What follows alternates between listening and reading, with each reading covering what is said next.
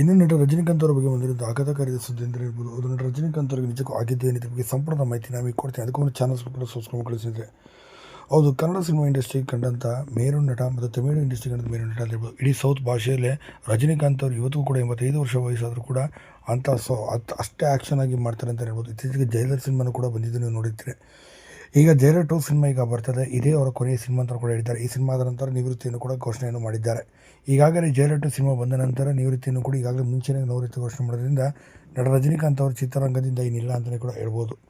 ಹೌದು, ಇವರದೇ ಆದಂಥ ರೀತಿಯಲ್ಲಿ ಸಾಕಷ್ಟು ದೊಡ್ಡ ಮಟ್ಟಿಗೆ ಹೆಸರು ಮಾಡಿದಂಥ ನಟ ರಜನಿಕಾಂತ್ ಅವರು ಇದೀಗ ಸಂಪೂರ್ಣವಾಗಿ ಸಿನಿಮಾ ರಂಗದಿಂದ ದೂರವಿದ್ದಾರೆ. ಬರೋಬ್ಬರಿ 450ಕ್ಕೂ ಅಧಿಕ ಸಿನಿಮಾಗಳಲ್ಲಿ ಅಭಿನಯಿಸಿದಂಥ ಆ್ಯಕ್ಷನ್ ಹೀರೋ ಅಂತಲೇ ಕೂಡ ತೆಗೆದುಕೊಂಡು ಸೂಪರ್ ಸ್ಟಾರ್ ಅಂತಲೇ ಕರೆಸ್ಕೊಳ್ತಿದ್ರು ಅಂತ ಹೇಳ್ಬೋದು. ರಜನಿಕಾಂತ್ ಅವರ ಸಿನಿಮಾ ಅಂತಂದರೆ ಇವಾಗಲೂ ಸಹ ಎಲ್ಲರೂ ಕುಳಿತುಕೊಂಡು ನೋಡುವಂಥ ಸೂಪರ್ ಸಿನಿಮಾ ಅಂತಲೂ ಕೂಡ ಹೇಳ್ಬೋದು.